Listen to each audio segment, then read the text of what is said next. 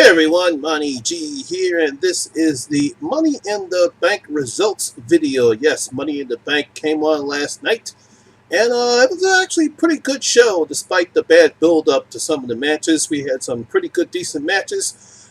Really enjoyed the ladies' ladder Money in the Bank match. Thought it was a great match, lots of nice spots there. Kind of surprised to see who won that match. Excellent last man standing match between Shinsuke Nakamura and AJ Styles, and like I said, and of course the men's Money in the Bank match was actually pretty good, and I was surprised to see who won that one. But enough digressing. Let's get on with who won and how well I did in my predictions. Of course, coming off on the kickoff show, the Bludgeon Brothers versus Luke Gallows and Carl Anderson. Of course, the Bludgeon Brothers won. Pretty good match off there. They dominated once again. Luke and Carl tried their best, but WWE is really trying to push the Bludgeon Brothers and their dominating ways. And so that was a pretty good matchup. But again, they won. And of course, that makes me 1-0. Next up, Daniel Bryan defeated the Big Cass in a pretty good match. Unfortunately, Cass seemed to be limited. I don't know if he's fully healthy now, but they traveled him out there. He tried his best, but Daniel Bryan, once again, is on his way up. I'm pretty sure they have something big for him to do for SummerSlam. That makes me 2-0. In a relatively sorry matchup, which got very bad build-up, Bobby Lashley easily crushed Sami Zayn. You got to give Sami Zayn credit for doing what he did in that matchup. But it was very lackly build. The fans really in it, despite how powerful Bobby Lashley is. Hopefully this will be an end of it, and hopefully they'll actually do something good with Bobby Lashley, because he's a talent that really could do a lot of good for the WWE. That also makes me 3-0. For the Intercontinental Championship match, Seth Rollins defeated Elias in a pretty good matchup. Some stiff work there by Elias throughout the matchup, but Seth Rollins once again remains the IC Championship. This is I figured as much, so that makes me a good 4-0. Man, I'm really doing great. In the women's Money in the Bank match, very surprising, Alexa Bliss actually won the match. She actually became Miss Money in the Bank match. Now, you would think that Becky Lynch or Sasha Banks would win the matchup, because you would think they deserved it more, but for some reason WWE decided to book it this way. So I was a bit surprised to see Alexa Bliss win. I did not pick her. I actually thought Ember Moon might have a chance. I thought that at least maybe if it was not Ember Moon, it might be definitely Sasha Banks or Becky Lynch deserved to get the Money in the Bank, because they really need it more than Alexa Bliss. But hey, that's what they do. In a match, and this was terrible. In a match no one really cared about, Roman Reigns defeated Jinder Mahal in a matchup where we saw a lot of people said this match sucks. Shot at MC Punk, and it's terrible. I don't understand why WWE books Roman Reigns this way. He would be a very overstar if they booked him right, and this was not a great way to book him. And again, I feel sorry for him that he gets put in such bad bookings with the WWE. They try to put him as a babyface, and sometimes the fans cheer for him, but most of the time they just simply just don't like him. I mean, put it this way, you might as well just make him a heel, because that's the best thing I think you could do for Roman Reigns right now, because he does not come off good as a babyface. For the SmackDown Women's Championship, Carmella, which I predicted, won against Asuka. And, of course, just like everyone had predicted, just like Doc and Danny Nightmare had said on their videos, James Ellsworth made a surprise return to the WWE wearing Asuka's robe and her kabuki mask on it, and caused her to distract Asuka enough in order for Carmella to do a super kick and beat Asuka. Now, I don't get what they're doing with Asuka.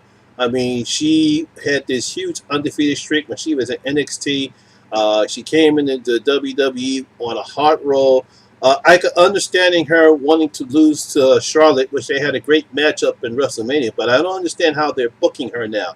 She could be a very dominant player, but for some reason they don't want to put the belt on her yet. But I'm pretty sure it's going to happen. I just don't know when. For the for the WWE World Heavyweight Championship, AJ Styles defeated Shinsuke Nakamura in a very entertaining last man standing match. There was some great work between the two gentlemen. I thought for sure that WWE would finally give Nakamura the title, but for some reason they decided not to do it again. They allowed AJ Styles to keep the title, and hopefully this will be the last of this feud. There's really no need to take this any further. They need to do something different. If they're not going to put the belt on Nakamura, let him do something else. But keep that heel persona, but let him do something else. And let AJ Styles do something more.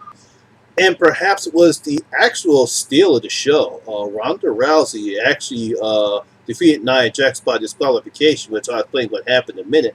But you got to give Ronda credit. She actually did pretty good. She took some stiff bumps with Nia Jax and some powerful sit-down power bombs, some body slams, getting thrown like a red jaw, bumped on the side, outside of the ring, and took some nasty bumps. And she held her own. I thought she did pretty good. At least she's showing her ring awareness in the ring. Now, she might not still have the mic skills yet.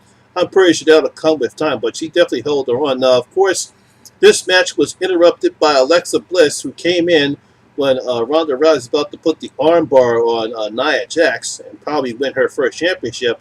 So that gave her the DQ. But like I was saying before, amazingly, Alexa Bliss comes in, hits Ronda Rousey in the back with the Money in the Bank suitcase. Literally takes Ronda Rousey out to make sure she's not going to interfere. She beats up Nia Jax with the briefcase and then cashes it in that night. It was just less than, I would say, about a half hour when she won the Money in the Bank that she cashes in, and she beats Nia Jax, does the Twisted Bliss off the top rope after a DDT, and then Alexa Bliss becomes the Raw Women's Champion for the 5th time. Definitely a swerve that no one saw it coming. Obviously, there's going to be some bouts between more likely Ronda Rousey and Nia Jax along with Alexa Bliss. I wouldn't be surprised that eventually they actually might let Ronda win the title at SummerSlam. I think that's might what they try to do since they decided to do this feud, but we'll take a look and see. But that was the whole swerve that they did last night. But you got to give Ronda Rousey credit. She did a pretty good job. And of course, for the men's Money in the Bank match, surprisingly, Braun Strowman won the Money in the Bank. That I don't get, because he really doesn't need it. If he wanted to win the title, he could just challenge the next guy, and more likely he could easily beat them. I don't know why they did it. I guess they thought for some reason they needed it, but I don't know. It would have been nice to see maybe Finn Balor, Bobby Roode, or even the Miz to win Money in the Bank. But for some reason they decided to give it to Braun Strowman. He really doesn't need it, but that's what the WWE does. They always do something you don't expect them to do, or do something that doesn't make any sense. But hey, look, that's basically what they did last night.